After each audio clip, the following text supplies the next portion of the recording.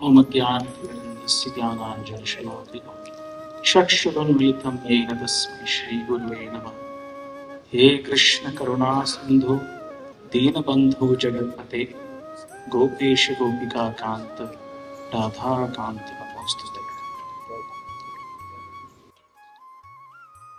Programmes में, events में कई बार बोलने का अवसर आता है, बोलते ही रहते हैं, परंतु मैं बड़े ही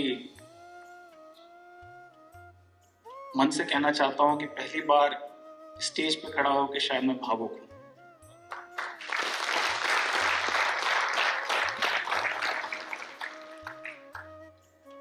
औद्योगिक जगत के एक बहुत बड़े व्यक्ति हुए हैं, उनका नाम है स्टीव जॉब्स, और उनकी एक दो पंक्तियां मुझे बहुत अच्छी प्रेरणा देती हैं। उनकी एक पंक्ति थी कि you can only connect the dots backwards. आप बिंदुओं को पीछे देखकर ही जोड़ सकते हैं। और आज जब मैं बैठ के देख रहा हूं, सभी इतने सुंदर तरीके से बोले, विजय जी ने पूरा जोश बढ़ा दिया। हम दोनों नोएडा में रहते हैं पर मिलने के लिए पुणे आए हैं। क्यों? क्योंकि पृथ्वी ने इतना बिजी रखा हुआ है कि मिल ही नहीं सकते हैं, छुट्टी नहीं है हम लोगों को। पर आज मैं वास्तव में जो हमारे जीवन में घटित होता है, जो हमारे माध्यम से कराया जाता है, उसका वास्तविक क्या प्रभाव होगा, उसका आप और मैं अवलोकन नहीं कर सकते। आज से 9,500 दिन पहले इस व्यक्ति ने गीता उठाई थी, 1998। मैं नहीं जानता था कि उसका क्या परिणाम हो। मैंने नहीं समझता था कि भगवान का इसके पीछे क्या प्रयोजन है। और मेरे को अच्छी तरह याद है, जब मैं 12th स्टैंडर्ड के बाद इंजीनियरिंग गया, मेरा कोई प्लान नहीं था कि मैं कुरुक्षेत्र जाके इंजीनियरिंग करूं। कभी दूर दूर तक नहीं सोचा था मैं, परंतु किसी और ने सोच रखा था, शायद इसे लेके चलो वहां पर, शायद शुद्ध हो जाएगा। मेरठ का है ना, थोड़ा शुद्धिकरण चाहिए इसको। और यदि आप मेरा टीनेजर का जीवन देखेंगे और अभी देखेंगे तो शायद हृदयाघात भी हो जाए आप। क्योंकि मेरी जो सुबह हुआ करती थी, यदि मेरी माँ यहाँ बैठी होती अभी तो उनको बड़ा अट्ठाहास होता। क्योंकि जब मैं 9वीं और 10वीं कक्षा में था, मैं सुबह 6:30 बजे उठता था, क्योंकि 7 बजे स्कूल के लिए निकलना पड़ता था। और मेरा सबसे पहला कर्म जो होता था सुबह उठते ही, वो मैं हनुमान चालीसा, गीता इत्यादि नहीं सुनता था। मैं बैकस्ट्रीट बॉयज सुनता था, ब्रायन एडम सुनता था, सैटरडे नाइट सुनता था, विकफील्ड सुनता था, और मुझे लगता था यही जीवन है। और शायद कहीं ना कहीं भगवान मुझे देखकर हंसते होंगे कि बेटा तेरा जीवन तो मैं बताता हूँ। पता नहीं क्या जीवन में हुआ, मेरी माँ किचन में खड़ी होकर प्रार्थना करती थी, भगवान इसे सद्बुद्धि दो। और जब IISc बैंगलोर से पोस्ट ग्रेजुएशन करने के बाद मैंने अपनी माँ को बोला कि माँ, मैं चाहता हूं कि मैं एक मॉनेस्ट्री में जाके, एक आश्रम में जाके एक ब्रह्मचारी बन जाऊं। तो माँ की आंख में आंसू थे और चेहरे पे मुस्कान थी।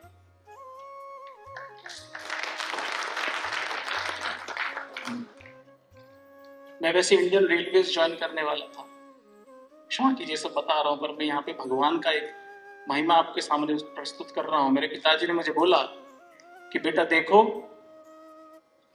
प्रहलाद की यात्रा में मैं हिरण्यकशिपु नहीं बनूंगा। जा बेटा, तुझे कृष्ण की सेवा करनी है, जाओ। 12 साल मैंने एक ब्रह्मचारी आश्रम में समय व्यतीत किया। कॉर्पोरेट वर्ल्ड से आए थे, एयर कंडीशन हॉल्स में बैठ के प्रोग्राम्स लिखा करते थे। और यहाँ पे ब्रह्मचारी का जीवन, जमीन पे सोना होता था।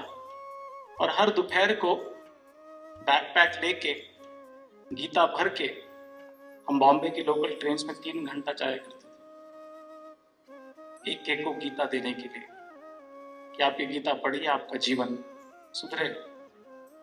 और मुझे बहुत कुछ सुनना पड़ता था। कुछ लोग बोलते थे तुम्हें कितना कमीशन मिलता है गीता बेचने के लिए। अब सोचिए कहां से पढ़ के आए थे और अब ये सुनना पड़ रहा है। कोई कहता था पढ़ाई लिखाई नहीं करी क्या, यही सब बेचना था। एक बार तो विश्वास नहीं करेंगे, कांजूर मार्ग के स्टेशन पे ट्रेन से मैं उतरा और मेरे साथ एक कंघी बेचने वाला उतरा और कंघी बेचने वाले ने मेरे को पीछे से टैप किया कि तेरा माल बिक नहीं रहा ना, मैं बताता हूं कैसे बेचना है। मैंने उस दिन शायद प्रभु को बड़े हृदय से याद किया कि प्रभु क्या दिखाना चाह रहे, क्या क्या कराना चाह रहे, वास्तव में क्या है। परंतु कृष्ण एक ऐसे विशेष व्यक्तित्व है, प्रभु है, भगवान है, कि वो आपके प्रश्नों का उत्तर एकदम नहीं देते। वो आपके जीवन को इस प्रकार से मार्गदर्शित करेंगे कि आप अपने उत्तर को स्वयं खोजोगे।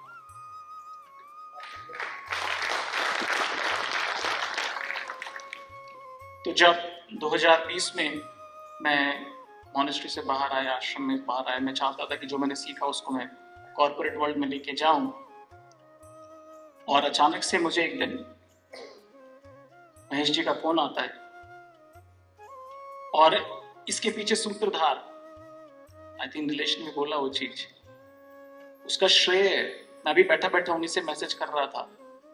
वो है पृथ्वी जी की आदरणीय माता जी श्रीमती रूपा जी, जिनके साथ में संपर्क में आया 2013-2014 में।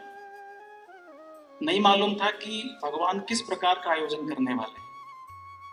और फिर अचानक से एक दिन महेश जी का फोन आता है कि अवतार लीला प्रभु कुछ आपसे प्रोजेक्ट के बारे में मेरे बेटे को बात करनी है। पृथ्वी से मैं कभी मिला नहीं था, पहली बार फोन पे बात हुई। मैंने आइडिया सुना, मैंने सोचा ठीक है बच्चे एक्साइटेड हैं, शायद नहीं जानते कि गीता में कितने श्लोक हैं। उनको लग रहा है 4-5 श्लोक की चीज होगी, कुछ बना देंगे, खुश हो जाएंगे। मैंने कहा ठीक है ठीक। मैंने उसको हतोत्साहित नहीं किया, मैंने जाके मिलता हूं। और फिर मैं पिछले वर्ष कुछ महीनों पहले ये दो अभूतपूर्व प्राणियों से मिलने आया, श्रीमान पृथ्वीराज, श्रीमान सिद्धांत। एक फ्लैट में हम लोग बैठे थे, बड़ा सिंपल सा फ्लैट था, सिंपल सा एक सोफा था। हम सब लोग बैठ गए वहां पर चौकड़ी जमा के और वार्तालाप होने लगा। मैं चेक कर रहा था कि इन दोनों युवाओं में जो वास्तव में मॉडलिंग में होने चाहिए, इन दोनों को मॉडलिंग करना चाहिए। ये क्या गीता गीता लगा रहे, किसी गीता के पीछे होना चाहिए। ये गीता, श्रद्धा, आस्था, ये क्या हो गया बच्चों को। मैं उनको बोलने वाला 5 साल बाद ट्राई करेंगे, अभी एंजॉय कर लो। और जब मैंने उनका एनर्जी को देखा, मैंने कहा भाई ये सीरियस है लड़के दोनों। फिर मैंने उनके सामने रूपरेखा प्रस्तुत करी, भाई देखो इसको यदि करना है तो इस प्रकार का सामर्थ्य लगेगा। एक बार भी इन दोनों के कदम पीछे नहीं हटे। तब तक मेरा इतना सौभाग्य नहीं था कि मैं नीलेश से मिला होता तो शायद और डाउट भी नहीं रहता कुछ, राइट। परंतु वहां से वो यात्रा प्रारंभ हुई। और जब भी आप भगवान के निमित्त कोई कार्य करना प्रारंभ कर देंगे तो ऐसा नहीं है कि अड़चने नहीं आएंगी, आएंगी। आपसी मतभेद होंगे, आपको कई बार लगेगा कहां फंस गया मैं। उस दिन उन्होंने मुझे फंसा दिया, नीलेश ने अच्छे अनाउंसमेंट करके, इतना पैसा आएगा, इतना आएगा, फंस गया मैं, कैसे बेचूं। इस प्रकार के मानसिकताएं आएंगी आपके हृदय में, घबराइएगा। गीता के 11वें अध्याय में अर्जुन को विराट रूप दर्शाने के पश्चात भगवान श्री कृष्ण अर्जुन को कहते हैं, हे अर्जुन, निमित्त मात्र भव सव्यसाची। हे अर्जुन, तू सव्यसाची है। सव्यसाची अर्थात जो दोनों हाथों से धनुष बाण चला सके। तू बस निमित्त बन जा मेरा। ये जितने योद्धा सामने खड़े हैं इनका अंत ऑलरेडी हो चुका है, तुझे बस निमित्त बनना है। जैसे कई बार बचपन में मम्मी कुकिंग कर देती हैं, फिर बिटिया को आके बोलती बेटा अब तो बस कलछी से लगा देती, तूने कुकिंग कर दी। वास्तव में जिस जिस व्यक्ति के भाग्य में ये पुस्तक है वो निश्चित है कि उसको प्राप्त होगी। उसे आप, मैं और वो स्वयं खुद रोक नहीं पाएगा। आपके पास ऑप्शन है कि आप श्री कृष्ण का निमित्त बनना चाहते हैं या नहीं। भगवान की जो संकल्प है वो अधूरा नहीं होगा, वो पूरा अवश्य होगा। इसीलिए अर्जुन को कहते हैं कि हे अर्जुन, तू निमित्त बन, श्रेय अर्जित कर, विख्यात हो एक महान योद्धा के रूप में, और इस समग्र साम्राज्य पर राज्य कर। बोनस आपके पास आएगा, पर ये हमेशा याद रखिएगा कि जो कुछ हो रहा है वो उनकी इच्छा से हो रहा है। और इस कृतज्ञता के साथ यदि हम आगे बढ़ेंगे तो मैं ये दावे के साथ कह सकता हूं कि यहां पर उपस्थित किसी भी व्यक्ति को इसका शायद ना अनुमान हो, मुझे इंक्लूड करके और सारी टीम को इंक्लूड करके, कि क्या होने वाला है। We have no idea. जिस तरीके से 9,500 दिन पहले जब मैंने पहली बार 10 मिनट गीता पढ़ी थी और सोचा था कि समझ में तो कुछ आया नहीं, पर चलो कृष्ण कहीं बैठे खुश होंगे कि मेरी कही हुई बात ये लड़के ने पढ़ ली, मुझे इस बात का अनुमान नहीं था कि वो किस प्रकार का निमित्त बनाएंगे। और ये वास्तविकता है। आज भी मैं जब गीता पढ़ता हूं तो कई बार ऐसे श्लोक आते हैं, ऐसे पैसेजेस आते हैं जिसके बारे में जो उस समय अनुभव होता है, उस समय जो समझ आती है, वो शायद पहले कभी ना आई। तो जीवन बहुत इंटरेस्टिंग होने वाला, जीवन बहुत एक्साइटिंग होने वाला। तो मेरा आप सभी लोगों से हाथ जोड़कर निवेदन है कि इस, और आपको ऐसा लग रहा है कि यहाँ पे हम एजुटेक के एम्प्लॉय है, चैनल पार्टनर्स है, इसलिए हम यहाँ बैठे हुए ना। जिस प्रकार से पांडवों की सेना में कौन खड़ा होगा, कौन युद्ध करेगा, वो सब कुछ श्री हरि के हाथ में था। जैसे कोई कंपनी खोलता है तो अपने एम्प्लॉयज को जाके चुनता है ना कैंपस में, कि भाई इसको मैं अपनी कंपनी में लूंगा, इसको अपनी कंपनी में लूंगा, इससे अपना काम कराऊंगा। क्या वो नहीं करेंगे? वास्तविक रूप में यहाँ पर जो भी उपस्थित हैं अत्यंत सौभाग्यशाली,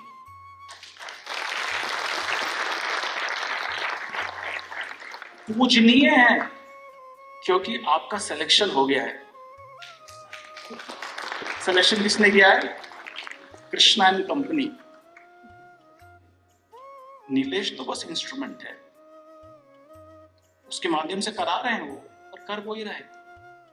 तो जब मुझे पृथ्वी ने बोला कि आप इस तरीके से आइए, और आज का दिन उसने चूज किया, मैंने कहा पृथ्वी क्यों चूज किया तुमने 18 तारीख? पांडव निर्जल एकादशी। इस एकादशी का नाम ही पांडव निर्जल एकादशी। यही एक एकादशी है जो भीमसेन किया करते थे। भीमसेन से और सब दिन फास्टिंग नहीं होती थी, कह रहे मेरे से नहीं रुका जाएगा, होगा राजदेव एक दिन बताओ बस। कह रहे नहीं प्रभु जी, ये बड़ा ऑस्पिशियस दिन है, इस दिन ही करेंगे। और उस दिन मैं ऐसा सोच रहा था कि जब भगवान ने गीता बोली थी उस दिन भी एकादशी थी, मोक्षदा एकादशी, दिसंबर मास में आती है, मार्गशीर्ष में आती है। और आज भगवान ने ही चयन किया है। बीच में चल रहा था कि 23 कर दे, कोई डेट चेंज कर दे, पर बाद में फिर से पृथ्वी का मैसेज आया। जो उसने बोला मेरे को शायद 23 हो सकता है, मैंने कहा ना, बोला नहीं मैंने उसको, बोला नहीं होगा, 18 ही होगा। मैंने प्लान चेंज नहीं किया, मैंने कहा 18 ही होगा, क्योंकि वो बड़ा ही शुभ दिन है। जब प्रभु श्री रामचंद्र माता सीता के वियोग में माता सीता की खोज करने के लिए, परम भगवान है फिर भी खोज करने के लिए सहायता मांग रहे हैं। इसलिए कृष्ण के लिए ऐसा कोई मुश्किल कार्य नहीं है सबके घरों में गीता बांट देने का, हृदय में गीता का ज्ञान दे देने का, पर वो हम सबका सहयोग मांग रहे हैं। किसके लिए? हमारे ही सौभाग्य के लिए। तो वहां पर हनुमान जी का चयन होता है, और हनुमान जी प्रभु मुद्रिका मिली मुख माही, जलधि लांघ गए अचरज नाही। वो 100 योजन का समुद्र, 1300 किलोमीटर तो समुद्र एक छलांग में पार करना किसी के द्वारा भी संभव नहीं था। हनुमान जी क्यों कर पाए? इस कारण नहीं कि उनको अपने सामर्थ्य में अधिक विश्वास था, उनको श्री रामचंद्र के नाम और अनुकंपा में बहुत विश्वास था। तो जब वो छलांग मारे हैं महेंद्र पर्वत से, तो उनके सामने 4 असुर आते हैं। बहुत महत्वपूर्ण रामायण में वाल्मीकि जी की चर्चा करते हैं कि सबसे पहला जो असुर में ऑब्स्टिकल्स आते हैं, तो सबसे पहला आता है एक मैनाक पर्वत, एक स्वर्ण पर्वत सामने खड़ा हो जाता है। हनुमान जी को बोलते हैं कि बेटा देखो, तुम पवन पुत्र हो, पवन देव ने मेरी इतनी सहायता करी थी, मैं चाहता हूं कि तुम थोड़ा विश्राम करके आगे बढ़ो, थोड़ा विश्राम कर लो, थक गए होगे।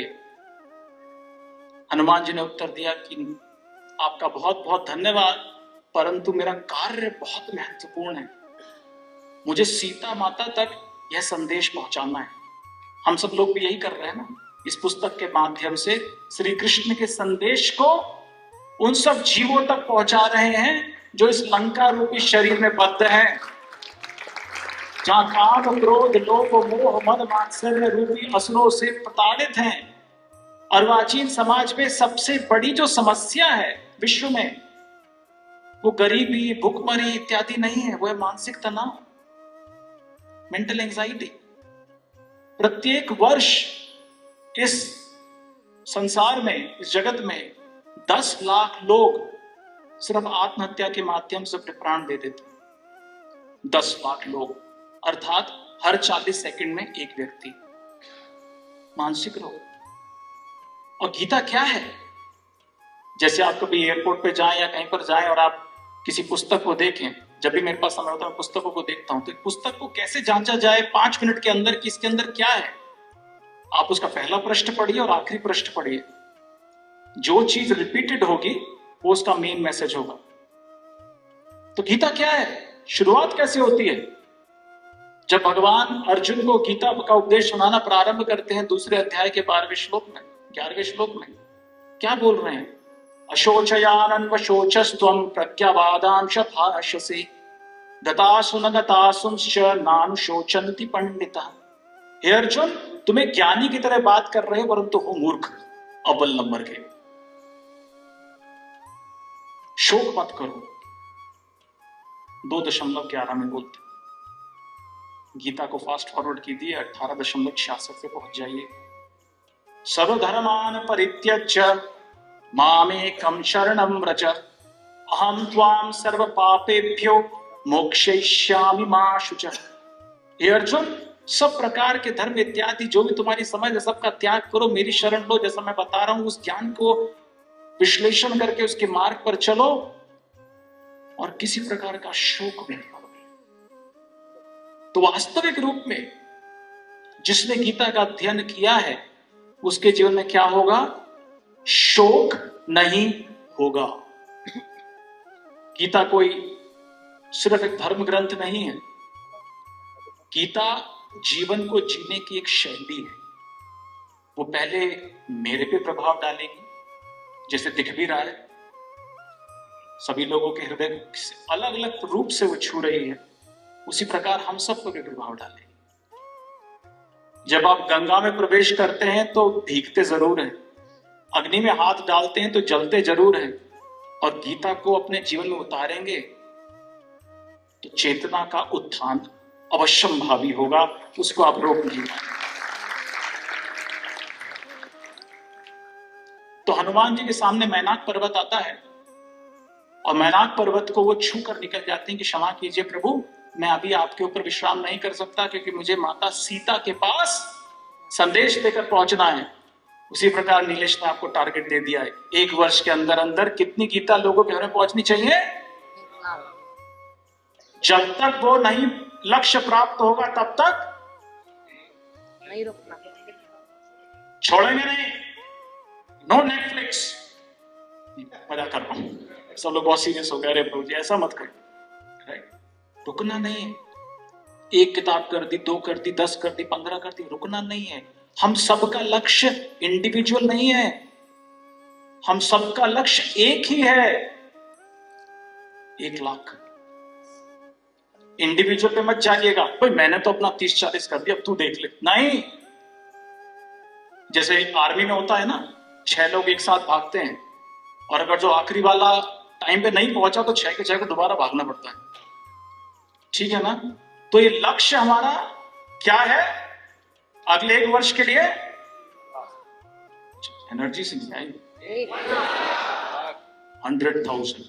और ये सिर्फ पहला वर्ष का नीलेश जी ने कृपा पूर्वक कम दिया है। और आप चिंता मत कीजिए, इस पुस्तक को उठाइए, ये अपने आप जाएगी,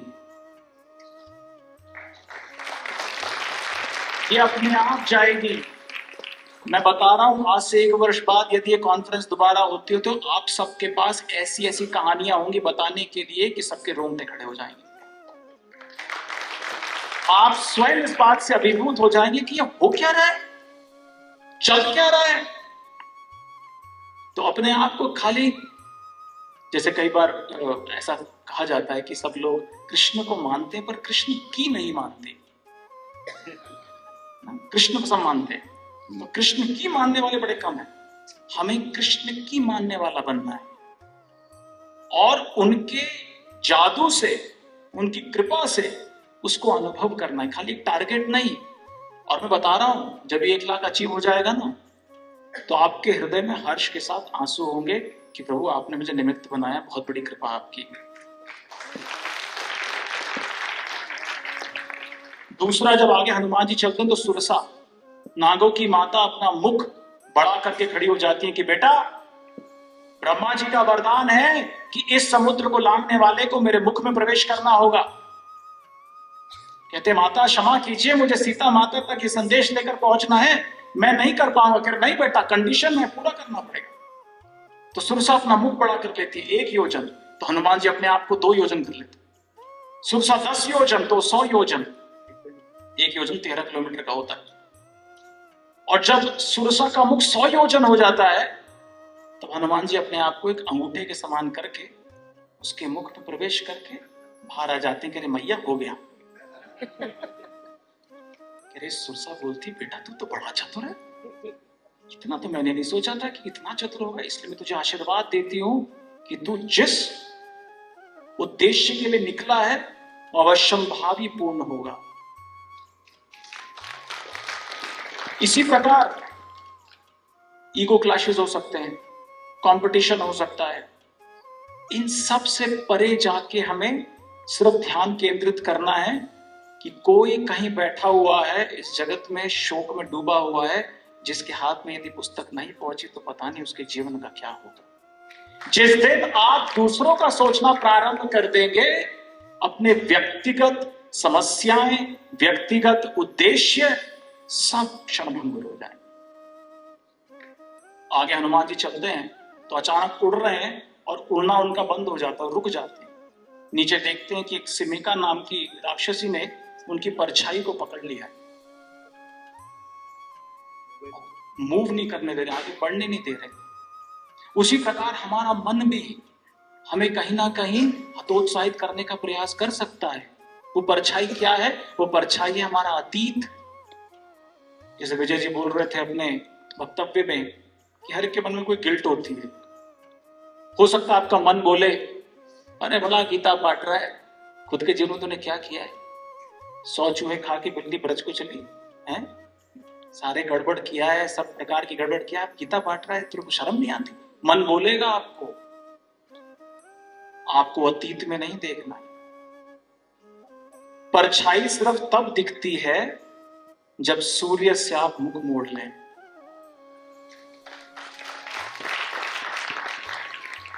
हमारी कमियां, हमारी लिमिटेशंस हमारे सामने तभी आएंगी जब हम कृष्ण से मुख मोड़ लेंगे। जब तक कृष्ण को देख रहे हैं कि चलाने वाले वो हैं, प्रेरणा स्रोत देने वाले वो हैं, किसी भी प्रकार के हतोत्साहित होने का आवश्यकता नहीं है।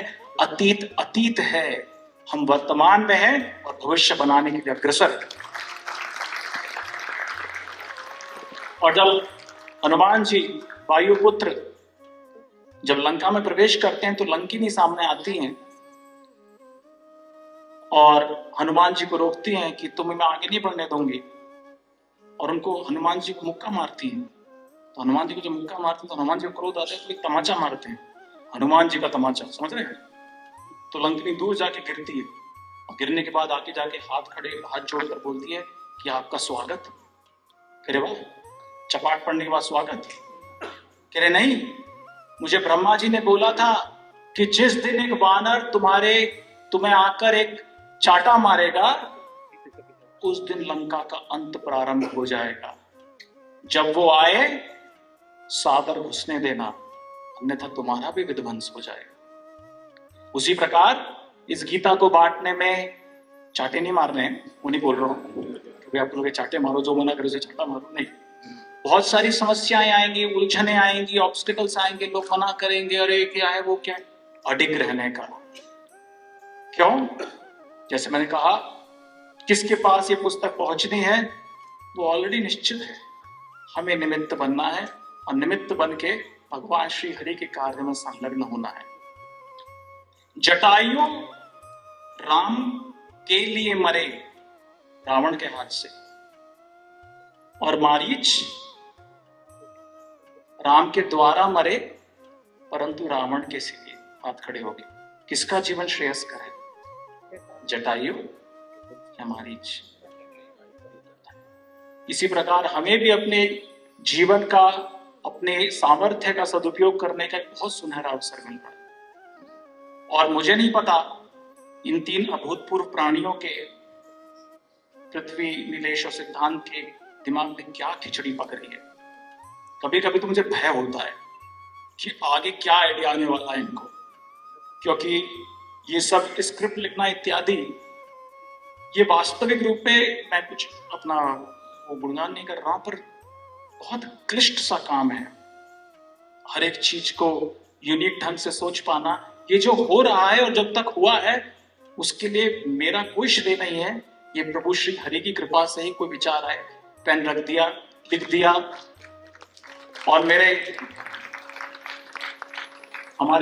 टीम के एक अंतरंग पार्षद विजय जी उसको हिंदी रूपांतरण करके फिर हम दोनों उसका विवेचन करते हैं। कभी कभी जैसे व्यासदेव जी जब महाभारत लिखने के लिए प्रेरित हुए, उन्होंने कहा कि मुझे ऐसा कोई लिखने वाला चाहिए जो मेरी महाभारत लिखवा सके, तो कोई मिल ही नहीं रहा था।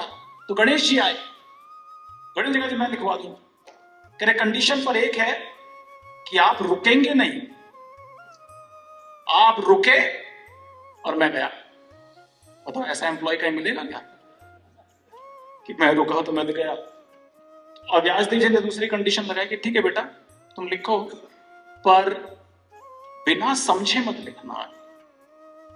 तो महाभारत में जो 1 लाख श्लोक हैं, ठीक है ना, मुझे कभी कभी भय होता है इन दोनों को आइडिया देने के लिए, कभी ये तो 700 श्लोक का शुरू किया, लाख का शुरू करते तो नहीं क्या होगा, कितनी पीढ़ी लगने वाली। पर वो 1 लाख श्लोक में 2800 श्लोक है, उनको कूट श्लोक बोला जाता है महाभारत में, जिसके बड़े गोह्य मीनिंग्स हैं।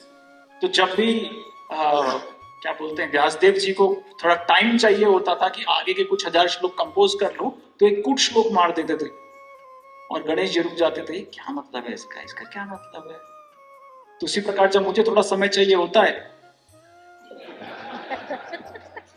मैं थोड़ी कॉम्प्लिकेटेड सी स्क्रिप्ट लिख के विजय को भेज देता हूं, वो थोड़ा विवेचन करते हैं, तो मुझे टाइम चाहिए, समझना है, हाँ करेंगे।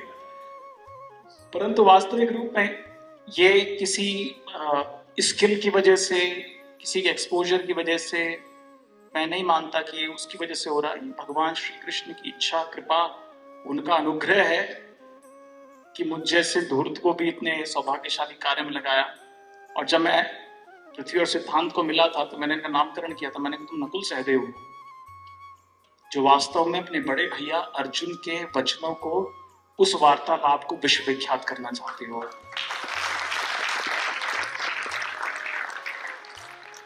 तो इस प्रकार हनुमान जी जिस प्रकार से भगवान श्री रामचंद्र का संदेश माता सीता के समक्ष लेकर आए, उसी प्रकार हम सब पर उत्तरदायित्व है कि हम भी अपने छोटे छोटे सामर्थ्य के अनुसार इस संदेश को अन्य जीवों तक लेकर आए। और जब अन्य जीवों को दे रहे हो तो इस प्रकार की भावना नहीं होनी चाहिए कि मैं इनसे बेहतर हूं और ये मुझसे निकृष्ट है ना?